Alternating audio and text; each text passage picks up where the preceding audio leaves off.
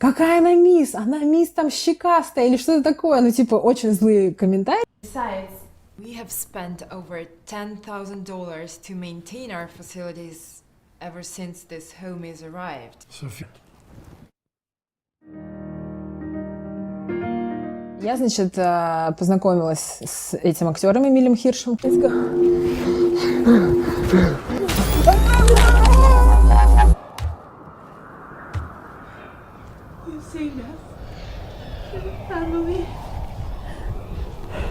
Сейчас в эру вот школьников, тиктокеров, ютуберов, мне кажется, что любой может при должном усердии добиться, в принципе, успеха в любой индустрии. Yes!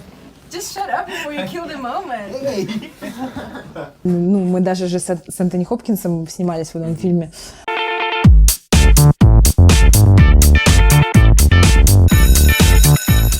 Вот расскажите, чем работа модели отличается от работы актрисы? Ну, много чем. Это вообще как бы разные. Понятно, что это разное, я имею в виду и там нужно входить в образ. И чем это отличается? Ну, как бы я, например, использую... Вот я недавно была на съемке, и я... даже есть такая техника Майзнера в США. Это когда... Ну, вот есть техника Станиславского в актерской игре, когда ты изнутри персонажа создаешь из своих собственных воспоминаний и впечатлений, как человека. А есть Майзнер. Майзнер — это когда ты извне берешь. То есть я сейчас одену вот твой свитер с оленями и представлю, что в этом свитере я там в снегах где-то в Лапландии, потому что он такой с оленями, он такой зимний. То есть как бы разные есть вещи, которые тебе дают почву для фантазии. И вот то, что касается модельной работы для меня лично, как я использую это. То есть, когда я надеваю какой-то образ, там, недавно мы снимали что-то спортивное, да, я одеваю спортивный костюм, и я сразу же так в голове рисую, что я не в студии, а я там где-то, не знаю, бегаю по лесу, или там я боксом занимаюсь, и у меня от этого появляется там определенное выражение лица, какие-то позы я там принимаю такие, то есть, ну вот, я знаю, что не все модели так делают, но просто лично для меня это как бы даже одно дополняет другое, потому что просто это очень помогает тебе в работе реально, и сразу появляются разные... Потому что модели все в основном, ну, как бы вот такие подиумные, да, типа вот такое лицо каменное и пошла. А для меня интересно как раз вот проявлять фантазию и придумывать какие-то вещи, какие-то выражения, какие-то позы, которые вот сквозь это все потом видны очень хорошо на камере. А в актерской игре? А в актерской, ну, на самом деле... Конечно, просто больше возможностей, потому что это диалог, это разговор, то есть модель все равно же молчит, ну, если только там, это не какой-то рекламный ролик, но в основном это все равно там только вот эмоции на камеру, то есть, например, тебе говорят «посмейся», и ты такая... Вот, а актерство — это вот диалог, вот как мы с тобой как бы, и тут надо уже думать больше... о том, почему эти слова именно произнесены, что хочет человек этим сказать, там, твой герой и герой, с которым ты играешь. То есть хочет ли он сказать то, что написано в сценарии, но обычно это никогда не так. Обычно то, что написано в сценарии, это как бы завуалированная такая, как сказать, идея. То есть, допустим, даже «я тебя люблю» можно сказать «я тебя люблю» или «я тебя люблю» или «я тебя люблю» или... там, зарыдать, я тебя люблю, там, знаешь, как будто ты мне разбил сердце, я тебя люблю. Вот, ну, то есть, как бы тут просто больше палитра красок того, что можно делать с помощью слов, с помощью языка. Кем вам больше нравится быть? Актрисой или моделью? Ну, конечно, актрисой, потому что это вообще была моя мечта с детства, и как бы, мне даже когда в детстве мама на танцы водила, там тоже мне всегда нравилось быть на сцене, мы там в красивых платьях танцевали, но в конце концов я маме сказала: мам, ну я хочу на сцене говорить, потому что как бы для меня очень важно вот именно там, не знаю, петь, стихи читать, как бы, и вот для меня это больше как просто, как я уже сказала, платформа для творчества, для самовыражения, то есть фото, видео — это одно, но когда ты можешь придумать себе героя и полностью как бы менять и забывать то, что делает меня мной, и представлять совершенно другого человека, который не имеет со мной ничего общего, вот в этом для меня какая-то настоящая магия. Что для вас такое актерская игра? Это в первую очередь игра. Это вот как бы для меня радость на самом деле, потому что, как я уже сказала, когда ты полностью отдаешься процессу, и ты как бы находишь в сценарии какие-то вот вещи, за которые ты можешь зацепиться и придумать что-то новое. Да, то есть, например, даже часто, когда сами кастинг-директора и режиссеры ищут актера или актрису на роль, они сами не знают, что они хотят, потому что есть примерно, персонаж на бумаге, да, он там один, грубо говоря, просто там, не знаю, девушка такая-то, такая-то.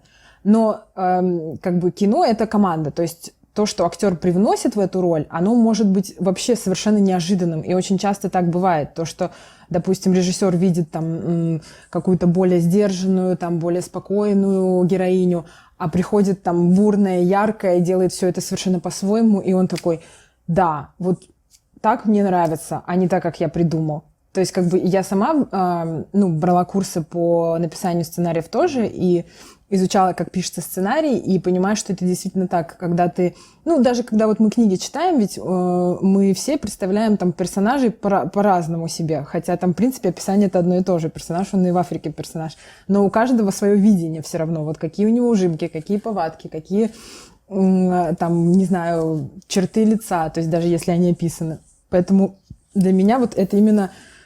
игра в понятии перевоплощения, в понятии веселья, радости от того, что актер может делать что угодно. То есть нет никаких ограничений, все, что ты можешь себе представить, все возможно в актерской игре. Вы говорите, что это веселье, радость. А если у персонажа очень сложная судьба? Это тоже как бы, грубо говоря, радость просто по-другому, потому что вообще такая глобальная какая-то миссия, да, актерской игры я вижу в том, чтобы показать как можно больше разных историй, разных людей и такую представлять полную картину мира там для детей. Вот я сама, допустим, выросла там на фильмах, и для меня фильмы очень были важны в моем детстве. И как бы там мы с папой смотрели, например, и ужастики, и маньяки были, и психопаты, и триллеры. Но возможно, кто-то скажет: зачем ребенку показывать такие фильмы? Вот, но на самом-то деле, мир, он многообразен, и он не черный, и не белый. И как бы есть и очень жестокие люди, есть и разные жизненные ситуации, да, с которыми, в принципе, рано или поздно сталкивается каждый из нас. Поэтому вот в этом случае со сложной судьбой я вижу скорее... как сказать, игра тоже, но, конечно, ты начинаешь сопереживать, там, сочувствовать персонажу, если там что-то такое происходит, но чувство от того, что как бы эта история должна быть рассказана, ее должны увидеть люди, вот оно как бы тебя очень сильно наполняет, и ты начинаешь испытывать радость именно от этого, что как бы это все равно появится на экране, и там обычно, допустим, какая-то сложная судьба, и это история того, как человек там превозмогает определенные жизненные трудности, да, и как бы у людей, как я уже сказала, бывают очень серьезные и плохие ситуации, когда вот для меня, например, кино или сериал про то, как человек там добился чего-то, несмотря на очень-очень большие преграды жизненные, это очень всегда вдохновляет. И вот как бы радость появляется именно от этого, что если все получится так, как ты представляешь, то в конце концов, возможно, кто-то посмотрит это и подумает: блин, у меня сейчас так все плохо, но вот человек смог, значит, и я смогу. Вы «Молчание ягнят» смотрели? Нет, кстати. Но я знаю, о чем. И, мы даже же с Энтони Хопкинсом снимались в одном фильме. Вот, конечно, потрясающий, вообще, даже не человек, хочется сказать, а, не знаю, бог. Чем ваши с Энтони Хопкинсом отличаются подходы к работе?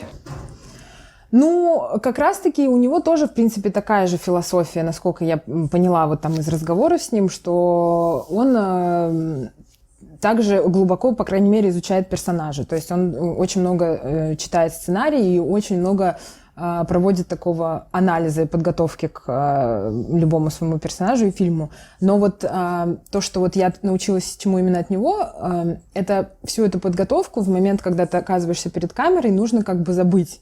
Потому что это как домашняя работа, да, то есть ты ее делаешь дома, но потом, когда ты идешь к доске, у тебя нету с собой там бумажки с подсказками, ты уже как бы должен чувствовать это все на уровне интуиции, на уровне там подсознания. И, мне кажется, поэтому его все персонажи получаются такие органичные, потому что на самом деле очень часто, даже у профессиональных актеров именно в момент какой-то импровизации рождаются самые гениальные там либо какие-то повадки, либо реплики, либо идеи. Там, у Леонардо Ди Каприо так было с Джанго освобожденный, где он там до крови себе руку порезал. У кого-то еще. Ну, в общем, это, очень такая тема в Голливуде, особенно, что вся подготовка должна быть до, но в процессе ты как бы полностью погружаешься в персонажа и уже отдаешь себя ему, скажем так. Твое тело — это просто уже как кукла на веревочках, которая становится им. Ну, то есть вы точно так же делаете? Ну, стараюсь. Я, конечно, еще не такой мастер этого. Представляете, сколько лет Энтони Хопкинсу, и в скольких фильмах он снимался, и, ну, какая у него вообще карьера, как бы. Но путь к этому. То, что я поняла, это то, что на самом деле любой актер, неважно какого уровня, должен постоянно совершенствовать свое мастерство.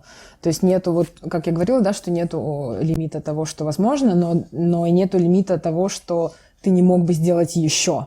То есть как актер ты должен уметь, как бы, по сути, все. И постоянно совершенствовать, приобретать какие-то новые навыки. Там, если ты не снимаешься, это не значит, что ты там сидишь на диване и смотришь телевизор. Ты там берешь какие-то курсы по там экстремальному вождению, какую-нибудь школу спецназа, школу стрельбы, чтобы там играть в шпионов, там, допустим, или, ну, занимаешься верховой ездой, или учишь языки, или там идешь на прокачку там специально каких-нибудь навыков, там, ну, то есть миллион всего, что можно делать в свободное там от съемок время. А за людьми вы наблюдаете? Конечно. Это вот как происходит? Ну, вы это как делаете? Ну, очень часто, допустим, вот в Лос-Анджелесе я хожу в кафе и просто одна сажусь, там, ну, делаю какие-то свои дела, например, и просто смотрю за соседними столиками, допустим, краем уха слышу разговор. Обычно очень много, вот американцы, которые с юга, у них определенный такой акцент, они очень громко вот так разговаривают, вот так, ну, как наши русские бабушки, наверное, вот. И какие-то, я замечаю, с какой интонацией они произносят какие-то слова, да, например, и вот какие-то вот, ну, жесты у каждого человека есть определенная своя органика. Органика — это то, что мы делаем, даже не замечая, да, вот это вот жестикулирование там, или там, не знаю, какие-то там ужимки, что-то. И, в принципе, это очень, ну, даже есть такие психологи, которые там много могут сказать по тому, как человек там себя держит, как он сидит, как он улыбается, как он разговаривает, какие он жесты делает руками. То есть из этого можно составить целый портрет личности. И даже, например, есть очень тонкие такие детали, когда, ну, во-первых, очень внешность много говорит, да, то есть если я вижу перед собой там мужчина, допустим, он в спортивных штанах. Я всегда наблюдаю за тем, во что человек одет, что это говорит. Я примерно понимаю, какой марки эти штаны, примерно где он их купил. Примерно, ага, он в кроссовках, у него ключи от машины. Значит, скорее всего, там, допустим, сейчас 8 утра. Значит, допустим, скорее всего, он там менеджер среднего звена, да, он там на пробежке. Сейчас он берет кофе, допустим, мы в кафе, рядом с кофейней стоим там, да, и едет потом в офис на работу. Я примерно понимаю, ага, у него такая обычная стрижка. Наверное, у него там... Ага, кольцо на пальце. Понятно, он женат. Наверное, у него, значит, уже есть дети. И примерно вот, то есть как бы, а плюс, если он там еще начинает что-то говорить, с кем-то общается или там звонит по телефону, ты уже понимаешь очень многое. То есть как бы на самом деле потом, когда такая насмотренность работает, ты, в принципе, ну, про каждого человека можешь вот даже при первом взгляде что-то уже понять. Вот. Вот я слышал мнение, то, что нельзя быть одновременно хорошей актрисой и хорошей моделью. Что вы об этом думаете? Ну, я тоже такое мнение слышала. У меня даже есть моя подруга близкая, Маргарет, она англичанка, ее отец Брайан Кокс, он снимается в сериале «Миллиарды» на HBO. И вот она все время мне говорит, что, Аня, ну, модели не могут играть перед камерой, как раз потому что то, что я говорила, да, у них нету жизни в глазах. То есть они привыкли, что камера как бы снимает картинку вот одномоментно, и все, дальше ты типа уже идешь дальше. Но как бы я не то чтобы не согласна с этим в корне, потому что действительно есть модели прям вот high fashion модели, да, я не могу себя к ним причислить. Я там не Наоми Кэмпбелл, у меня не рост 1,80 м, там, ну вот как модели 80-х, 90-х, да, там действительно модели прям вот высоченные, худые, там, не знаю.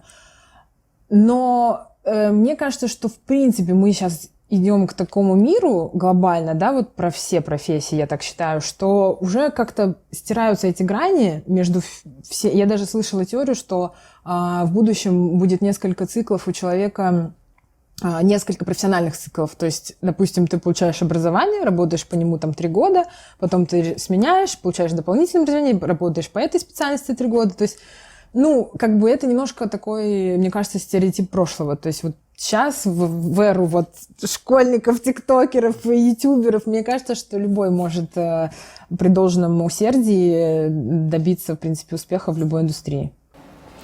Ну вот расскажите, каково это общаться с голливудскими звездами? Да, честно говоря, это очень как бы ставит тебя, ну, даже немножечко печально, честно говоря, потому что ты понимаешь, что они просто обычные люди. И вот как бы вот вообще ничего такого вау в них нет. Ну, просто большинство как бы актеров, хороших профессиональных актеров, они в первую очередь актеры, и потом уже звезды. И как бы, когда мы там общаемся на какие-то такие, ну вот профессиональные темы, то, ну, и я там не вижу, да, в человеке там звезду, и как бы, и он не видит себя звездой в этот момент. Ну, мне так кажется. По крайней мере, я этого не чувствую при общении, например. То есть есть такой фильм «Спиди-гонщик». И там играл актер Эмиль Хирш, его зовут. Вот, я этот фильм смотрела в детстве очень много раз, потому что у меня 2 младших брата, и мы этот фильм про гонки, его сняли братья Вачовски, которые снимали «Матрицу». Мы этот фильм смотрели до дыр просто миллион раз. И вот когда я только переехала в Лос-Анджелес и, ну, начала учиться, я, значит, познакомилась с этим актером Эмилем Хиршем, который играл там главную роль. Вот, мы с ним пошли гулять, а он, ну, ему где-то было 35 лет, наверное, то есть вот он чуть-чуть постарше, чем я. Мы пошли с ним гулять на хайк возле его дома, то есть я видела, где он живет, он такой совершенно обычный дом, не какой-то там супер огромный, там у большинства, ну, звезд, там, если только не Джей-Зи и Бейонсе, на самом деле обычные дома, не какие-то там, не знаю, хоромы, вот. Он мне там рассказывал, что вот он пишет книгу, там, играет на гитаре в свободное время, там, рисует. По сути, делает все то же самое, что и я. Что у него там есть сын, которого он навещает, и что вот он там в свободное время ходит на хайки по этим голливудским холмам. Там. Ну, вот как бы они все очень из моего опыта были, как бы, как говорят, down to earth, то есть приземленные люди, и не было у меня такого, чтобы я там встретила какую-то звезду, которая бы там... Я даже с Криси Тейген к одному дантисту там хожу в Л.А., тоже там ее видела в офисе, она просто сидела в своих там трениках, вот. Ну и в супермаркетах там много раз тоже всяких людей. Когда я только приехала, я сидела в кафе, и там актер из сериала «Антураж» Эдриан Гренье выгуливал свою собачку, а я только в самолете смотрела с ним этот сериал, и такая подруге говорю: «О боже, это же Эдриан Гренье!» Я такая: «Да, он тут живет за углом, типа». А у вас подруга жила? Или ну и живет сейчас в Америке? Ну, у меня много подруг там живет, да. Ну вот про которую вы сейчас рассказывали. Ну, да. Это вот как раз, когда вы только приезжали в Америку, она как бы... Что? Когда вы только приезжали в Америку, то она с вами была? Ну, да, она как бы... Она сама американка. Но она русского происхождения, то есть ее родители мигрировали из Молдавии, по-моему, еще до ее рождения. То есть она уже была рождена там, но они говорят по-русски в семье. Вот. Ну, естественно, по-английски она тоже свободно говорит. И мы вообще познакомились с ней очень давно еще, когда я была здесь, в Москве, на, по-моему, 2-м курсе института. И мы полетели с подружкой в Нью-Йорк на день рождения нашей еще одной общей подруги, и, в общем, там познакомились с Жаклин, как раз вот этой моей подругой. Вот, и когда, собственно, я приезжала в Л.А., у меня там было буквально вот ее номер телефона, и мы с ней на тот момент не виделись там года 3, наверное. И там еще одной девочки. Я им написала обеим, и вот Жаклин оказалась свободной, и мы с ней встретились буквально там 2 января, это было вот на следующий день после моего прилета, потому что я прилетела 1 января. И вот она мне, собственно, показала весь город, за что я безумно благодарна.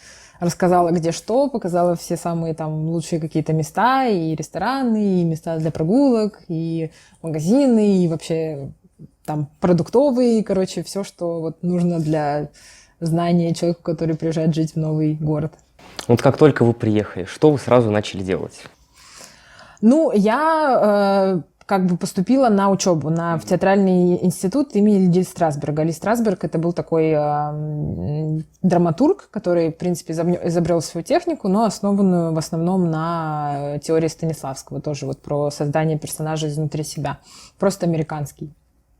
То есть я поступила туда еще находясь в Москве. Как бы я летела не в никуда, я поступила туда, получила визу, и у меня уже там через неделю начинались занятия. То есть как бы я сняла квартиру, опять же, находясь в Москве, знала, куда я еду, какой адрес там, что я сняла за место. Вот.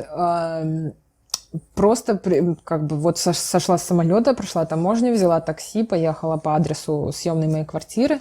А потом, правда, я написала еще одному своему другу, который тоже живет в Лос-Анджелесе. Мы с ним познакомились, когда я училась в Париже. И он тоже там был по обмену. Вот. И он меня на следующий день, по-моему, там свозил куда-то в Малибу. Малибу — это где океан и, в общем, такая как дачная территория. Вот. Потом мы встретились вот с Жаклин, она тоже мне что-то показала. И потом там у меня была вот в институте ориентация, такой день знакомства, когда ты приходишь вместе с другими новыми студентами, вас сажают в большой такой, как актовый зал, можно сказать по-русски. Дэвид Страсберг — это правнук Ли Страсберга, по-моему, то есть вот у них по семейной линии передается это как бы школа актерского мастерства, и все, что они там делают. Он давал нам такой приветственный спич, рассказывал про то, что нас ждет, какие, классы, ты выбираешь сам эти классы онлайн. Я помню, что я выбирала там, ты должен обязательно выбрать 3 или 4 раза в неделю именно method acting, это то, что вот методика самого Ли Страсберга как бы, и другие там факультативы, то есть либо acting for the camera, это именно как бы на камеру сценарии каких-то там из сериалов или кино, чаще сериалов.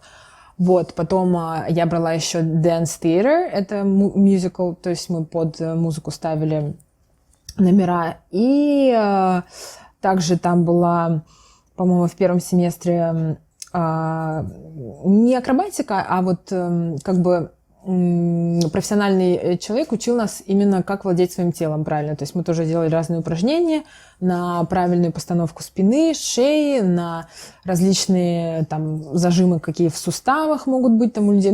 Как бы чаще всего обычные люди об этом даже не думают, да, вот как они там, что там они сидят, как они двигаются. То есть актеру нужна, конечно, пластичность в этом смысле.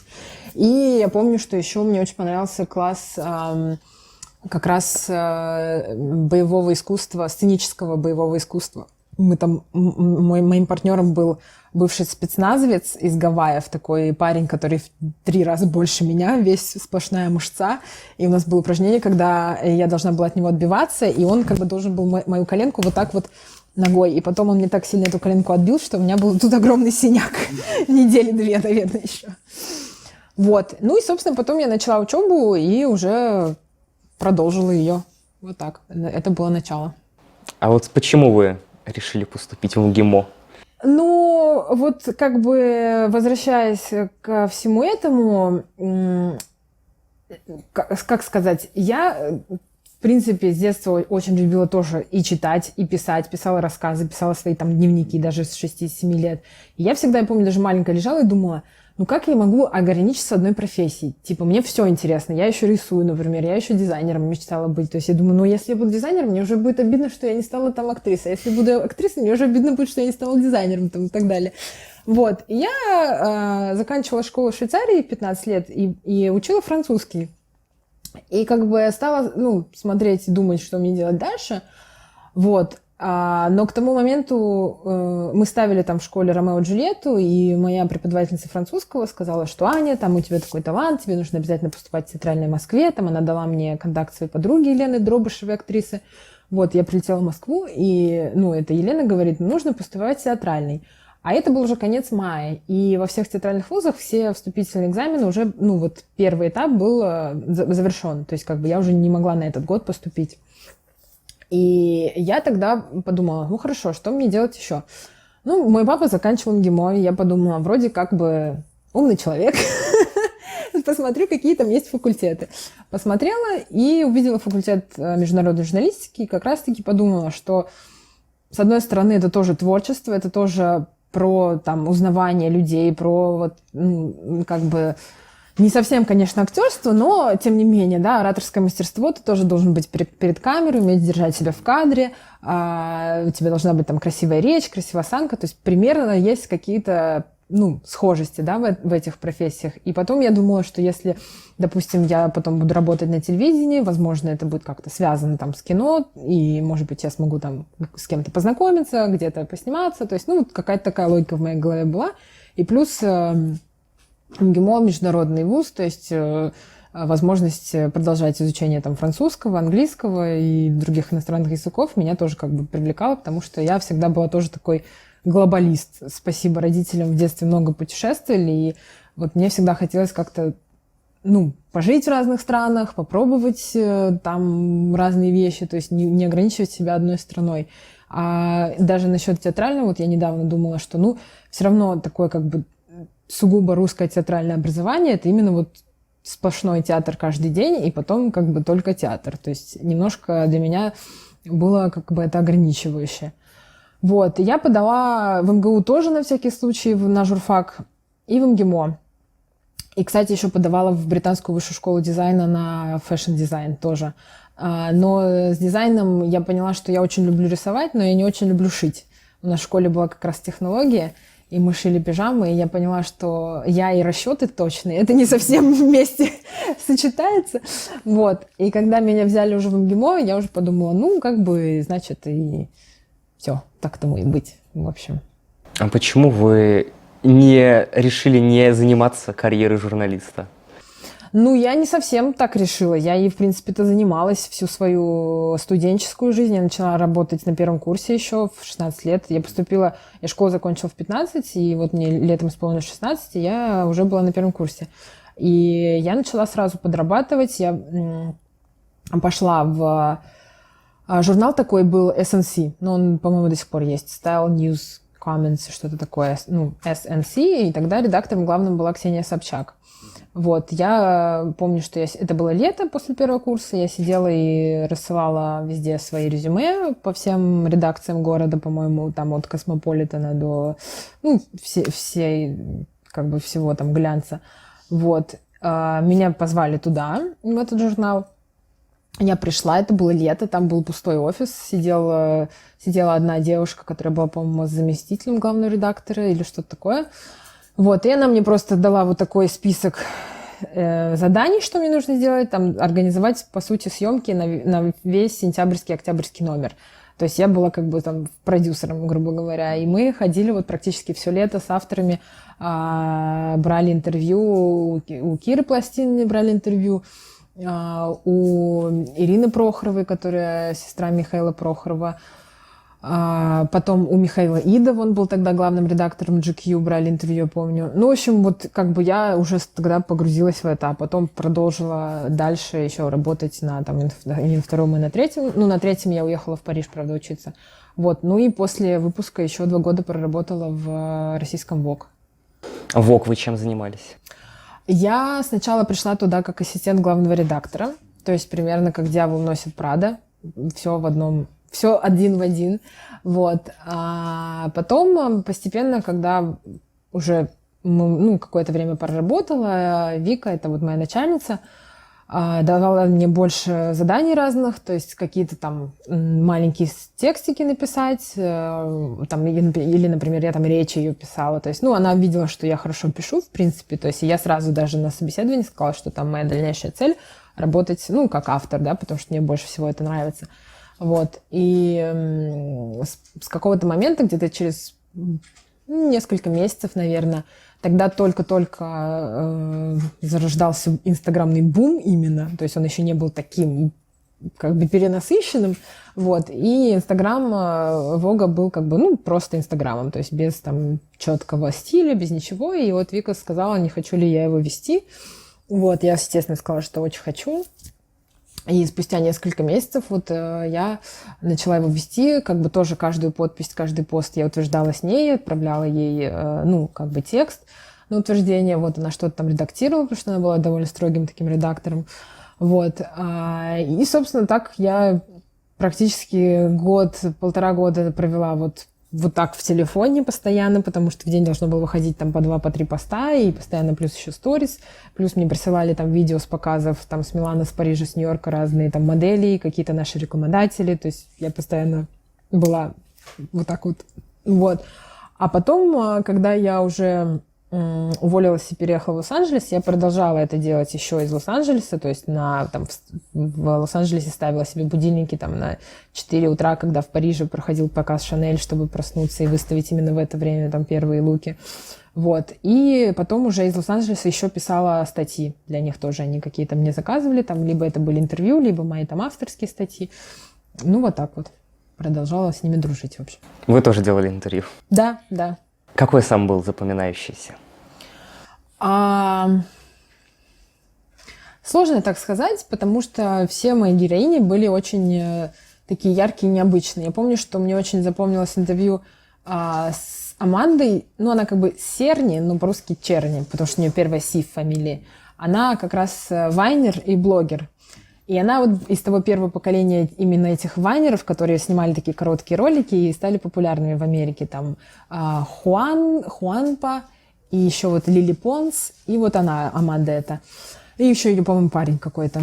Вот. И она тоже как бы хотела переквалифицироваться в актрису, и мне очень как бы было импонировало то, что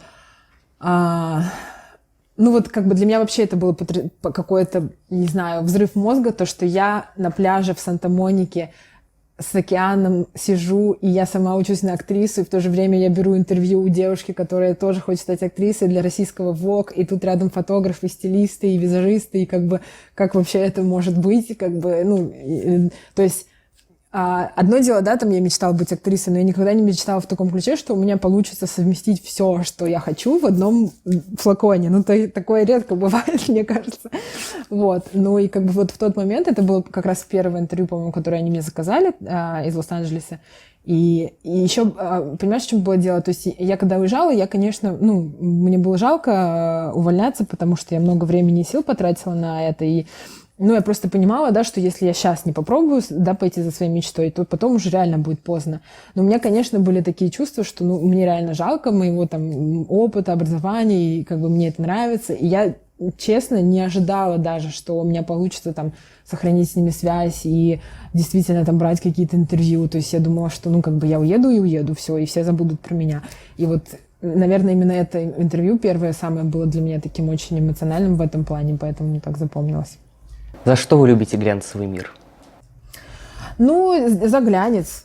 Потому что я знаю, что есть сейчас такая тенденция к больше тому, что глянец становится таким всеобъемлющим, да, и принимает все и всех, и становится больше таким, как нормальным, что ли. Но вот для меня, в моем таком тоже немножко детском еще воспоминании, именно в модные журналы это всегда про какую-то мечту, про вот красивую картинку, там, про роскошные платья, о которых ты там смотришь и мечтаешь, или там бриллианты, которые там, я не знаю, сколько стоят. Ну, но вот как бы для меня красота и глянца именно в этом, то, что это все равно какое-то вдохновение, какая-то мечта, и то, что заставляет тебя там двигаться дальше.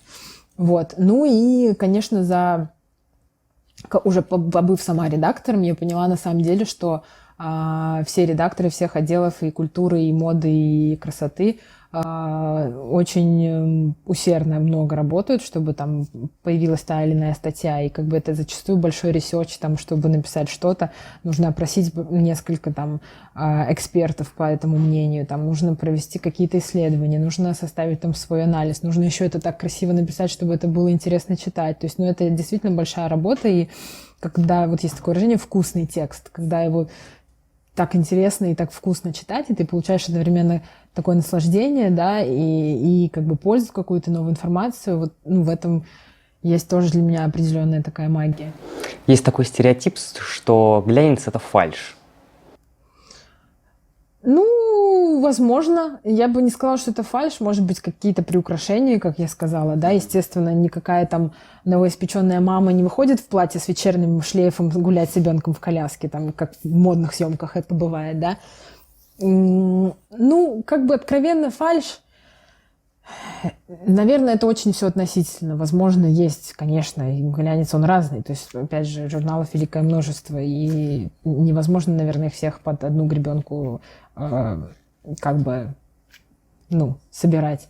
Вот. Но как бы такой какой-то вот прям откровенный фальши, наверное, я не сталкивалась лично. То есть, может быть, какое-то художественное приукрашение, преувеличение, но наоборот, вот мне кажется, опять же, сейчас все больше идет тенденция к такой откровенности даже и в журналистской работе. Вы сами говорили, что вы нетипичная модель. Чем вы не соответствуете стандартам? Да, мне кажется, ничем на самом деле. Просто я вообще не осведомлен стандартами моделей. Поведайте. Ну, просто вот, как я сказала уже, такие типичные модели, они прям очень-очень высокие, очень-очень худые, у них, ну, как бы касательно лица, тут, конечно, все очень субъективно, очень, то есть нету там вот, ну, Ирину Шейк, знаешь? Ну, вот ее там в детстве дразнили Чунгачангой, например, да, и там говорили, что она там уродина, дылда, меня в детстве тоже дылдой называли, например, ну, то есть это настолько непонятно, что именно выстрелит и в качестве внешности. Ну, как бы, но вот именно по параметрам там стандартным, это там 90-60-90, и там рост 1,78 м, допустим. Такое, как бы, раньше всегда было там для недель моды, и сейчас, в принципе, тоже. Вот, я просто, в принципе, не всегда соответствую этим параметрам. Я там очень быстро поправляюсь, очень быстро худею. У меня постоянно там эмоциональные всякие... Ну, опять же, поскольку я актриса, я очень эмоциональный человек. Для меня стресс — это сразу большая там нагрузка на мой организм. И как бы мне очень тяжело было, когда вот я пробовала прям... Допустим, я худела к кастингу «Мисс Россия». Там они прям требовали быть очень-очень худой. Я прям старалась, там 3 недели ела одно яйцо в день, грубо говоря, ходила на дорожке каждый божий день и там, ну, даже воду не пила, чтобы вот лишнее там вот. Но и действительно многие девочки-модели так и живут годами, как бы. Ну, и я поняла, что просто как бы это слишком для меня... И потом все равно ты, понимаешь, ты приходишь на кастинг, и тебе говорят, ну, все равно ты жирная, и все равно у тебя там волосы короткие, и вообще ты нам не нравишься. То есть, ну, это такой какой-то нескончаемый процесс.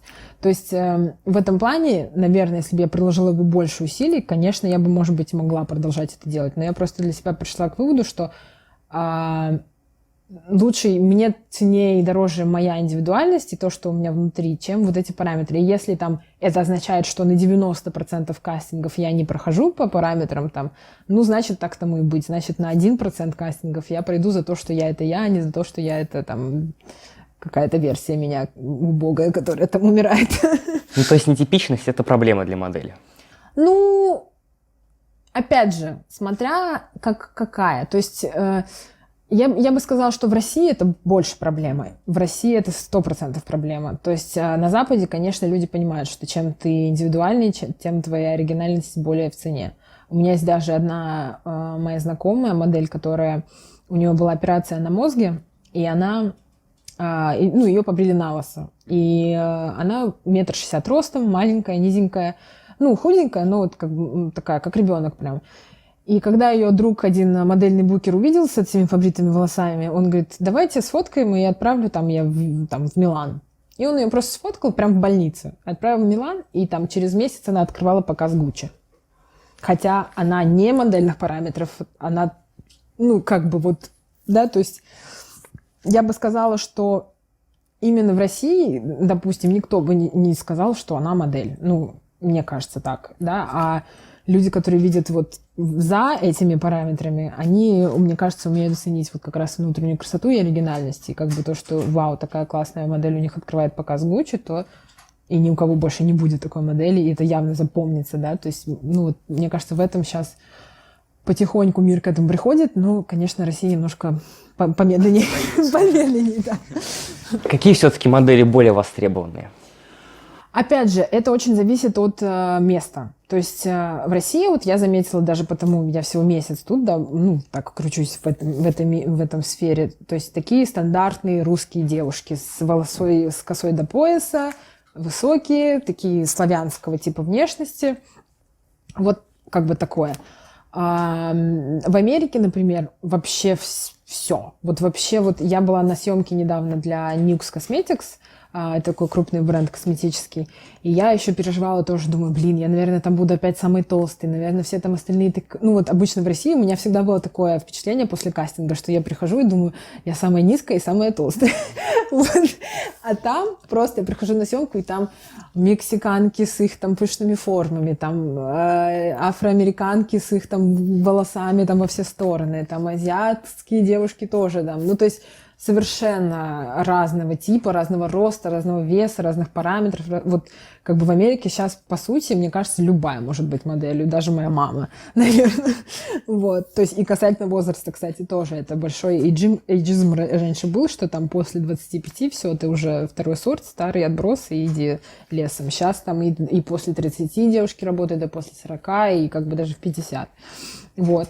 Ну, в принципе, в Европе тоже такой микс, я бы сказала, очень востребованы как и русские, как бы такие вот стандартные, меньше, мне кажется, Европа больше похожа на Россию, меньше, конечно, нестандартного, но вот в этом плане очень Нидерланды отличаются, и Дания, там как бы они такие тоже всяких плюс-сайз модели снимают, я заметила недавно, вот, но, в общем, все очень так вот, в зависимости от культуры и менталитета конкретной страны. В каких странах модельный бизнес лучше развит всего? Ну, очень много девушек на самом деле работают в Азии, то есть вот Япония, Китай, Корея, потому что там очень большие объемы там того, что производится, и очень много съемок постоянно, то есть ты можешь приехать там на модельный контракт на 3 месяца и сниматься практически каждый день, вот. А туда обычно отправляют девушек, которые там только начинают, чтобы как раз у них было много-много съемок и большое портфолио собралось за короткий период времени. Но, опять же, допустим, в Америку обычно модели приезжают уже более опытные, с большим портфолио, когда они уже готовы к тому, чтобы там выходить на американский рынок, потому что в Америке он развит, но там, соответственно, и конкуренция очень большая, потому что туда приезжают, в принципе, как в актерской среде, так и в модельной со всего света, и как бы получается, что очень высокая конкуренция, и очень трудно как бы ей соответствовать. Вот. В Европе, конечно, в Милане, в Париже тоже высокая конкуренция, тоже как бы, в Европе в основном такая high fashion, то есть если это Париж, то это вот именно там от кутюр, это нужно быть как раз очень худой, очень высокой, тоже иметь большое портфолио обычно, чтобы работать. В принципе, французы такие снобы немножко, то есть они там имеют свое четкое видение, как должно быть, и никак иначе, и, в общем, рынки развиты как бы как в Европе, так и в Америке, но, опять же, чтобы туда попасть и востребованно быть, нужно уже до этого поработать, наверное, в Азии, либо вот в России, чтобы иметь хорошее портфолио, большое и конкурентоспособность. Вы комплексуете за своей внешности? Сейчас уже не очень. Конечно, бывает, но с возрастом ты просто понимаешь, что как бы все, вот я даже, как часто, например, когда я там начинаю загоняться, я думаю, мы все просто скелеты, обтянутые кожей. То есть внутри тебя и внутри меня один и тот же скелет. И то, что у меня сейчас там на 5% больше жира, чем было месяц назад, на следующем месяце будет на 5% меньше. Конечно, есть, когда там, да, ты хочешь выглядеть идеально, а у тебя там прыщи, у тебя там, не знаю что, волосы спутанные, и ты не успела помыть голову, и ты там, не знаю, за праздники набрала вес, и, конечно, это расстраивает. Но я просто стараюсь к этому относиться по-философски, что как бы я больше стала воспринимать тело как, сосуд, в котором я живу, это не может быть постоянно как статус-кво, вот один лепесток, даже лепесток меняется, да, он может там закрутиться туда, закрутиться сюда, пожелтеть, позеленеть. Мы живем, и это нормально как бы быть разными в разный период нашей жизни. Поэтому я просто стараюсь, конечно, меня это, в определенные моменты, да, огорчает, но в принципе так часто отпускает, потому что я так, стоп, Аня, все нормально, ты живой человек, ты типа делаешь все, что можешь, все хорошо. В каком-то из интервью вы говорили то, что у вас в детстве было меньше комплексов, чем сейчас. Да? Я же не помню. Вот какие у вас комплексы вообще? В детстве, может быть, ты просто об этом так не думаешь, наверное, потому что как-то Не знаю, в детстве вообще я помню, что у меня свои очень кудрявые волосы, вот я их выпрямляю, поэтому, может быть, это можно считать комплексом. Вот. Но у меня в детстве были очень такие кудряшки сильные. Я помню, что куда мы не пришли, там все там умилялись, давали мне чупа-чупсы и, в общем, говорили, какой милый ангелочек с кудряшками, очень все классно. Вот, просто... Ну, и вообще к ребенку уже взрослые тоже относятся по-другому, да, ребенку же никто не скажет, ты типа жирный там, вот. Поэтому, наверное, в этом смысле, да. Ну, как бы, конечно, я очень долго, особенно там в юношестве, комплексовала реально там из-за веса, из-за вот моих этих...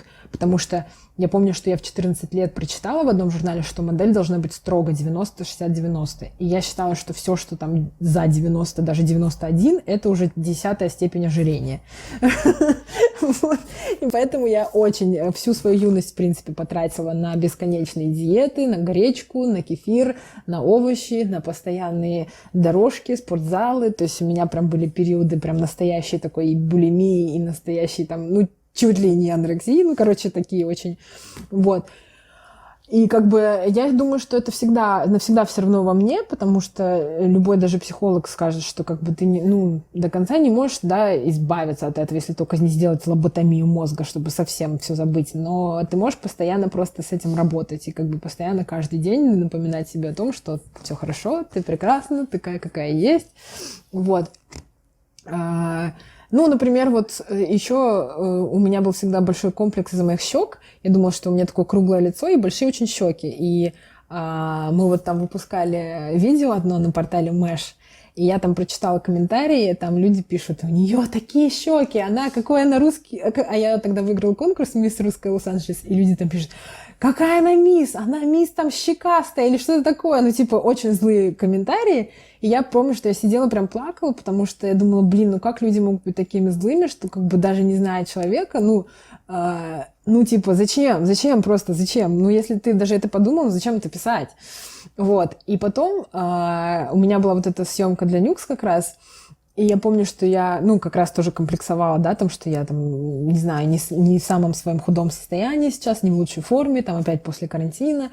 И когда меня фотографировали, фотограф говорит, да, Аня, типа, your cheeks are amazing, типа, что мои щеки, типа, ей очень понравились. И я еще такая говорю, нет, вы что, типа, я не думаю, что... Она такая, да ты что, в России вообще все были в восторге, типа, в русском офисе этой компании. Они говорят, что, типа, в России так любят такие, типа, щеки, такая красота, какое там румяна не нанесешь, что все классно смотрится. И, конечно, в тот момент я поняла, что ну, все очень относительно, в зависимости от того, как на это посмотреть. Для кого-то, вон, мои щеки оказались самыми красивыми там на свете, и меня выбрали там из 5000 моделей, да, для этой съемки, а для кого-то ты там жирная с щеками. Вот, поэтому какие-то такие вещи, когда мне становится грустно, я вспоминаю, и мне это помогает, что, слушай, ну, у каждого свое просто понятие того, что красиво, вот и все. И я думаю, что надо глобально идти к тому, что принимать всех такие, какие они есть. Вот вы как к этому относитесь? Ну, плохо, да, я очень, как бы, я вот, не знаю, я очень чувствительная, на самом деле. Для меня любая, там, какая-то критика меня очень, честно говоря, задевает, обижает, и я прям расстраиваюсь очень сильно.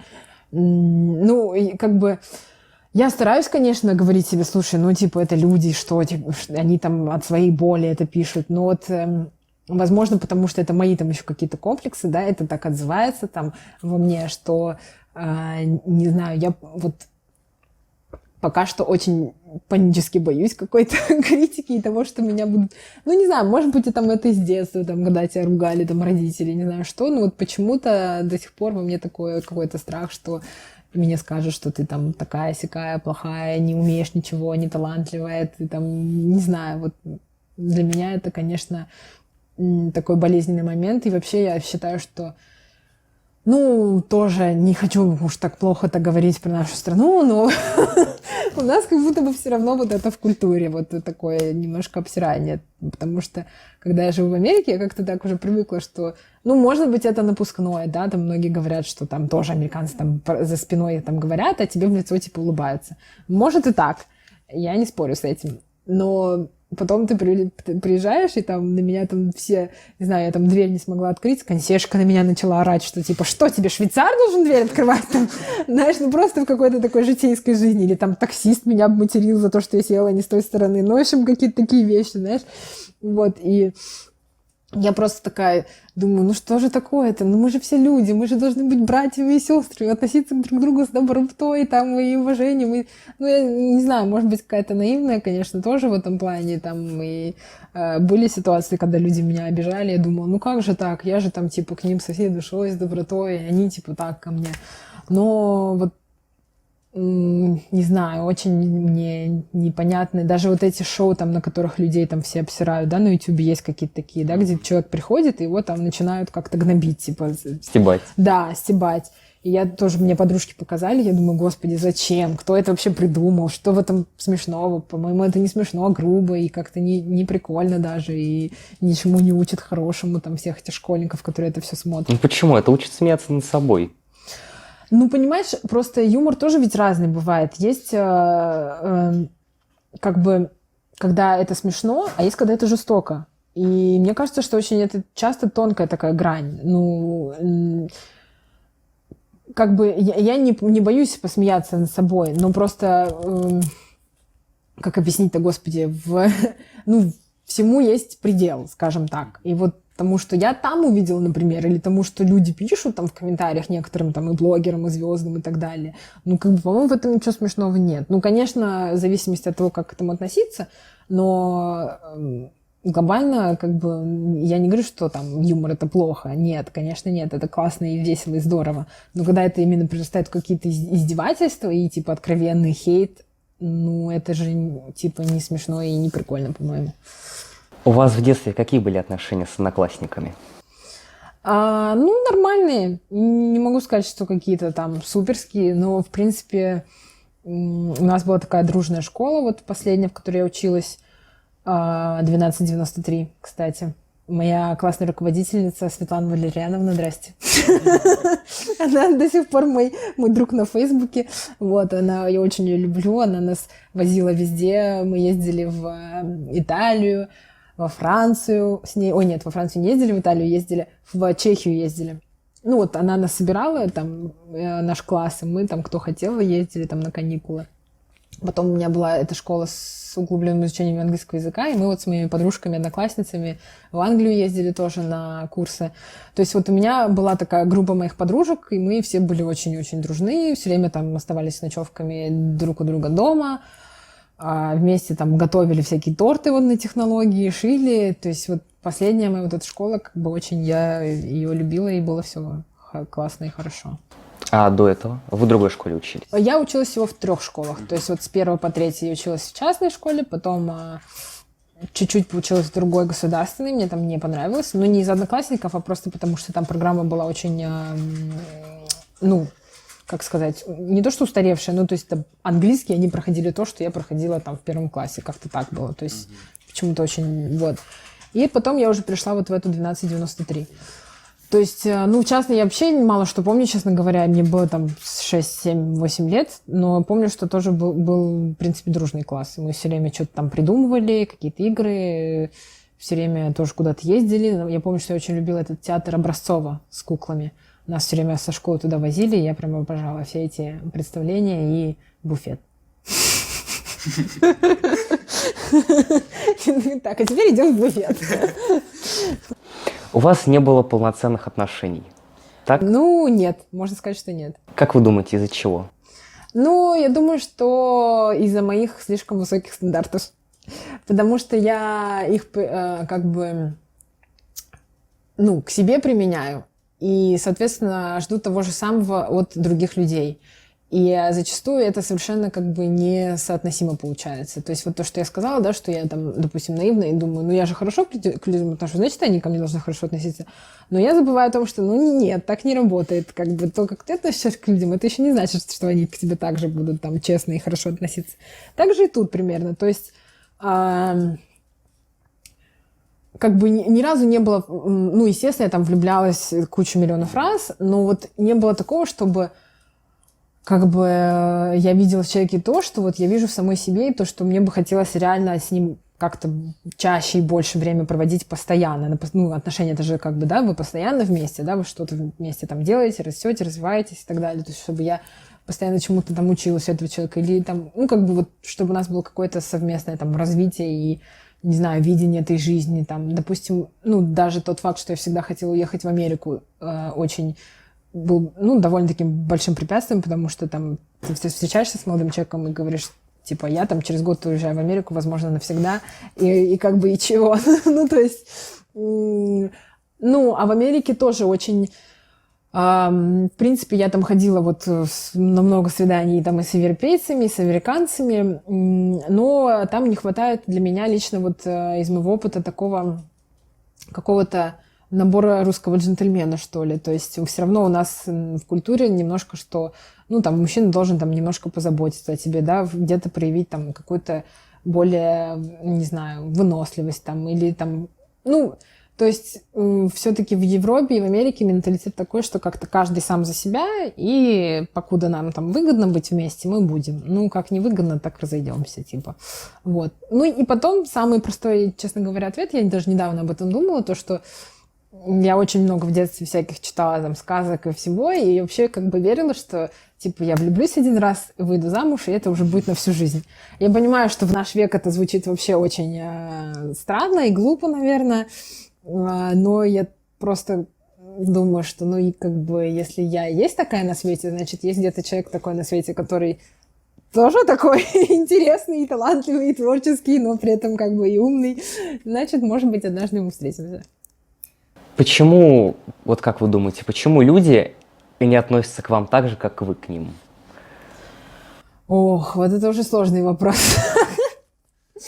Ну, блин, это вообще как бы здесь уже из серии психологии, даже не знаю, просто, ну, каждый думает своими мыслительными стереотипами, то есть у нас у всех есть какой-то определенный там паттерн мышления, который обычно закладывается в детстве, да, и который мы постоянно воспроизводим, то есть там один человек думает так, нужно всегда...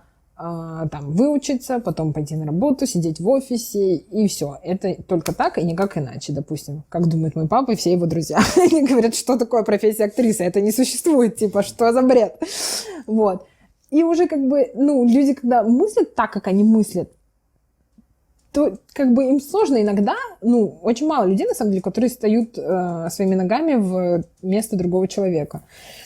И я просто часто об этом тоже забываю, потому что, допустим, ну, там, я обижаюсь на кого-то и думаю, вот, как она там могла так поступить, там, или что-то. А потом я понимаю, ну, может быть, у нее там был в этот момент плохой день или плохое настроение. Да у меня у самой так бывает, что когда я там что-то, ну, мне там грустно или плохо, я там могу там днями не отвечать. И, например, человек может на это обидеться, а я просто там лежу, не знаю, или что-нибудь болит у меня, да. И, ну, то есть, как бы надо всегда быть, мне кажется...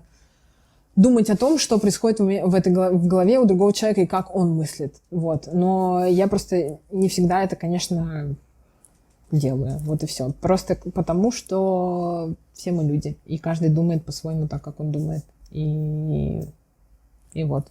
И меряет по себе. Из-за чего вам бывает грустно и плохо? Ой, да, много из-за чего. Честно говоря, я тоже такой, как я уже сказала, эмоциональный человек. У меня может за день смениться 150 настроений. Ну, если там с кем-то, не знаю, что-то там поссорюсь или... Не то, что даже поссорюсь, а там, ну вот, как я уже сказала, да, мне кто-нибудь там нагрубит или что-нибудь резкое скажет. Я очень не люблю, когда на меня там кричат или повышают голос. Мне сразу от этого становится плохо. Там, неважно, это близкий или там кто-то. Вот. Ну, какая-то там ситуация, не знаю, там... в семье или там что-то на... Не знаю, как бы на самом деле такого вот нет, чтобы прям там... Конечно, там, когда какие-то со здоровьем проблемы становятся плохо, но глобально я стараюсь все время быть более оптимистично настроена. Но вот еще одна вещь, это, конечно, зима. Зима очень на меня плохо влияет, честно. Я прям человек лета, солнца и солнечного климата, и, конечно, когда ты встаешь и видишь перед собой вот эту вечную мерзлоту, мне тяжело, честно признаться. То есть снег такой, конечно, красивую сказочную зиму я люблю, но вот именно постоянно находиться в этом состоянии такой мерзлоты, холода, и смога, и пасмурности на меня очень влияет. В конце я вам задам фирменный вопрос. Есть ли такие вопросы, после которых вы бы встали и ушли? Ну,